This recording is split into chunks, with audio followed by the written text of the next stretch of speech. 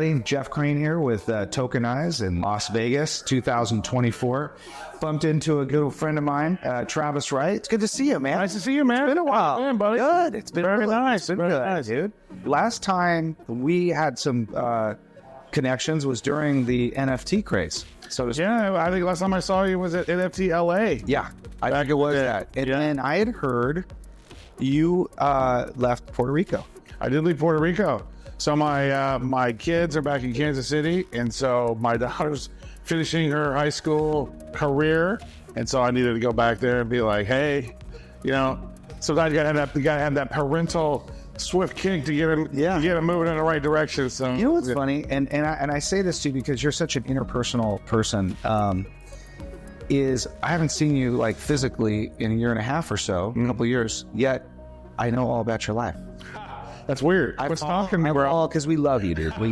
So tell us what you've been up to, man. You got a couple new things that you're doing. And you're consulting with other companies. Tell us what you're doing. You know what I find most interesting is we've been doing Bad Crypto now for over 7 years, going on 8 years. We're the second longest running crypto podcast in the space. How many episodes have you guys? Well, we're really close to 1,000. So we've done about 760, 70 some official ones, but then we did all these ICO ones and some of these other ones that only had its own numbering system. So we've been in the game for a long time and interviewed probably 1,000 plus people along the way. Isn't that great? Made some amazing connections along the way, like Mr. Jeff Crane, awesome dude. Yeah, dude. And isn't it great? Like I bumped into somebody most recently. Might have been Joyce. I don't know. Or Ed Prado, right? Okay. So you bump into somebody, you haven't seen him for a while, but it's like they're like brothers or cousins, and you just kind of fall right back in to the old ways, kind of thing. Yeah. So let's get back to the podcast. Okay, sure. Why'd you start that in the first place? What was your impetus? Really, the whole point of that is that we started diving into crypto. We were like, dude, this is blockchain. Once I understood what blockchain was, I was like, dude, this is the third generation of the web, right? And this was before people were calling it Web 3. I was like, this is Web 3 essentially. And Web 1, the web was all about, it was write. You could write on the web and then people can go and read it, right? Or you could read on the web.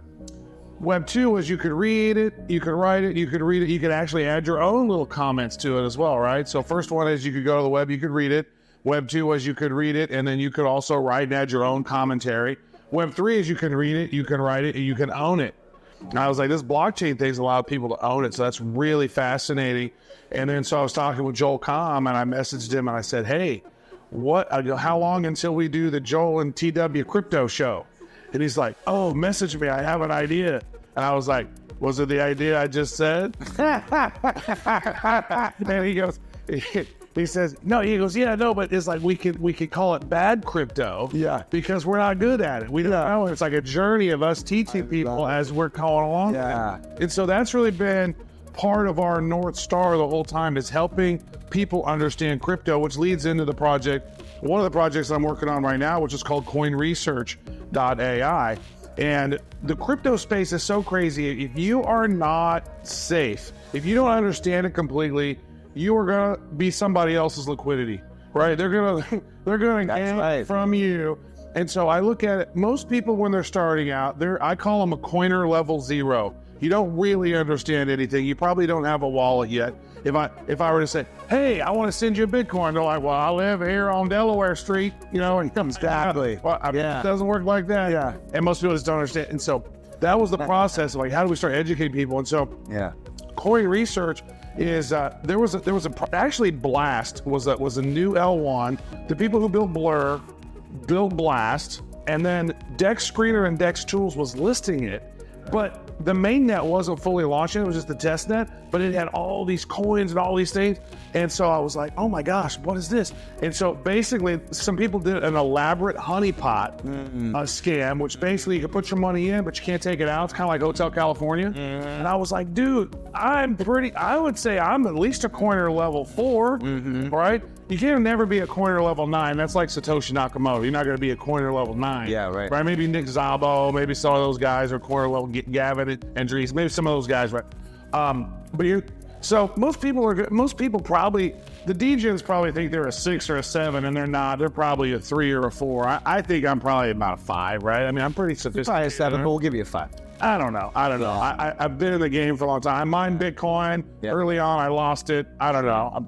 But there's so many ways that you can lose in crypto. It's that you have to understand how it all works. So the AI will somehow with an agent smartly take a look at these tokens and pull in all this data, all these different APIs, all kinds of information, and basically you're going to be able to interact with the AI to find new opportunities, to research about stuff, pulling in all the news, all of it being sort of structured.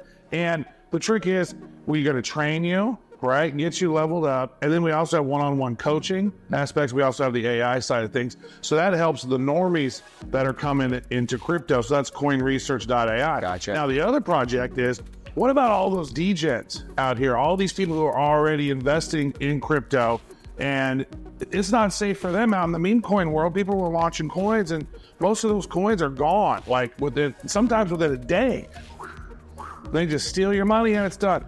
So there's no vetting in meme coins. Anybody can launch them. There's hundreds, if not thousands, of them being launched every day on Pump.fun and all these other ones. And so I was in a big Twitter space.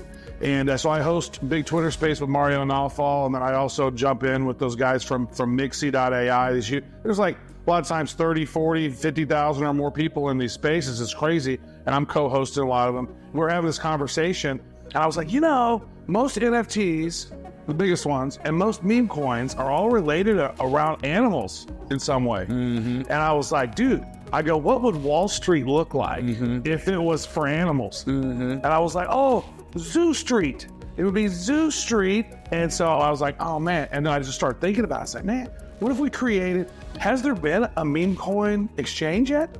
I don't think there has. And so I was researching, there's not been a meme coin, just a meme coin exchange that could trade meme coins. Yeah. And I was like, dude, you would have the top 69 tokens would be listed on this sort of thing. And so we just started building this thing out. Man, it could be a vetted launch pad. We could do all kinds of really interesting stuff. And then actually chatting with the team chatting with Ken from Wired Network. And I was like, dude, it seems like this should be built on that. And he was like, exactly, we could do that in like a week. And I was like, whoa. So, and that, my friend, is why we go to Tokenize. Yeah. Why we hang out with Michael Turpin and friends like that. Because I would have never known about that. No, the thing that they just did, the AI layer lab, building that all in. I was like, that is exactly what this is. And what I was thinking about is, how all of these NFT communities, all these meme communities, they're all individual, they're all isolated silos. We need to bridge all those together. True. So that's kind of the thought, is how do you build a hub for all those communities, and then how do you make it safer? How do you make these projects vetted? So the thought is, how do we make the normies safer when all these mass adoptions happening? They need to come into crypto, but they need coaching and training. They need AI to help them find better opportunities. And then what about all the degens? How do we keep them safe? Because it's so easy to lose money over there too. So we got a product for the degens, we got a product for the normies, and then we're kind of bridging those worlds. Well, listen, I wish this interview could be longer. I want to know what 2.0, 3.0 is of what he's talking about right here. But Travis, you're awesome. Thank you, brother. Likewise, Thank you for an impromptu interview. It's been a while. And good luck with all that you have, man. Thank you, everybody.